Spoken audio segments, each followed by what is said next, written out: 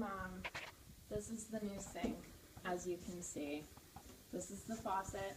It kind of weirds me out that it's in the middle, because when you put it over here, you think that this is still in line, so you like go for hot, and it gets really hot really fast. But I don't know. I guess you can just get used to that. But the soap dispenser works like that, and the drinking water works like that. How does it taste, Kara? It tastes fine, Dad. Have you pulled out the hose? The what? The hose. Make it a sprayer. Yeah, it's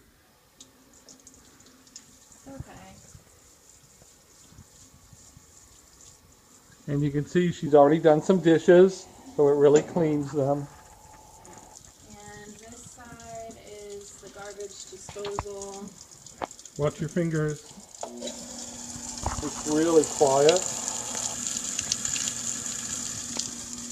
And this side is just the rinse side. Don't put anything down there because it has the little opening. So that's it. Oh, go show her the bathroom sink. Quick, let's go.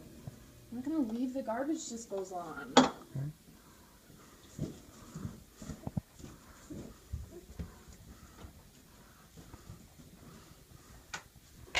Bathroom sink. On, hot water, cold water, off. Pluggy thingy, done.